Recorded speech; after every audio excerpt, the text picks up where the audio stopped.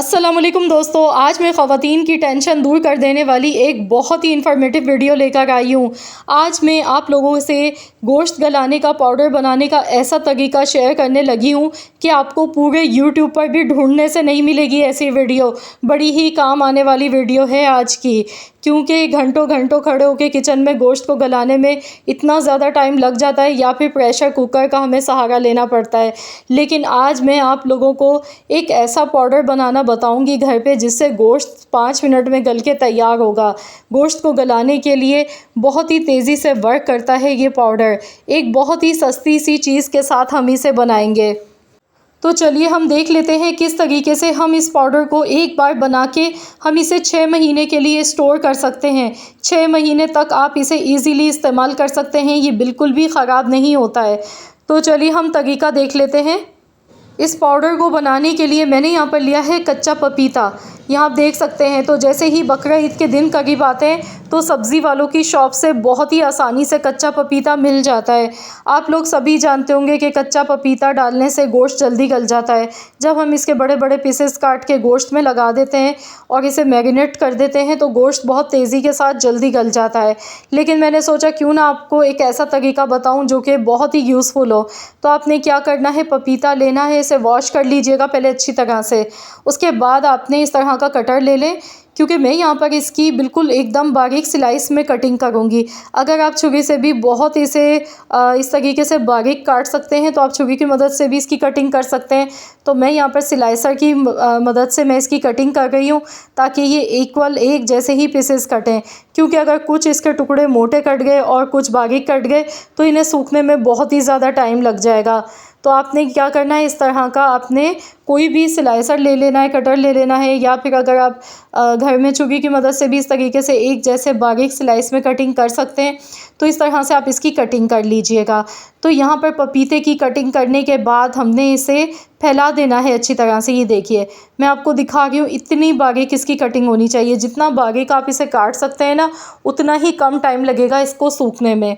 तो इसीलिए मैंने बिल्कुल बारीक बारीक स्लाइस में इसकी कटिंग की है।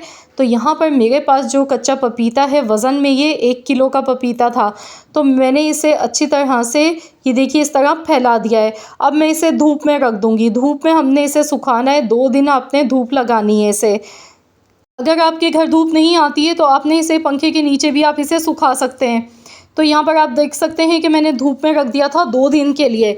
उसके बाद देखिए एकदम ये कड़क खस्ता ये बिल्कुल से सूख के तैयार हो चुका है पपीता हमारा। अब हम इसको पीस के इसका पाउडर बनाएंगे। तो आपने भी इस तरह से पहले इसे अच्छी तरह से ड्राई कर लेना है। इसमें बिल्कुल भी नमी नहीं रहनी चाहिए। अब हम यहाँ पर मिक्सी का जार लेंगे और इसे अच्छी तरह से पीस के इसका पाउडर बना लेंगे। तो चलिए मैं इसे पीस लेती हूँ, फिर आपको दिखाती हूँ।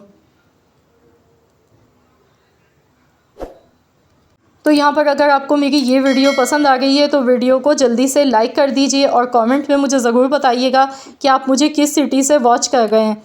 तो यहाँ पर देखिए मैं इसे अच्छी तरह से ग्राइंड कर रही हूँ। तो थोड़ा सा अगर मोटा रह भी जाता है तो कोई इतना मसला नहीं है, बस आपने इसका पाउडर बना के तैयार कर लेना है। यहाँ देखिए मैंने इसे पीसा है, इसमें थोड़े से चंक्स भी लेकिन नज़र आ गए हैं। तो आप इसे छान लें और दोबारा से पीस लें, या फिर आप इसे ऐसे ही रहने दें, इससे कोई इतना ज़्यादा ख़ास फ़र्क नहीं पड़ेगा।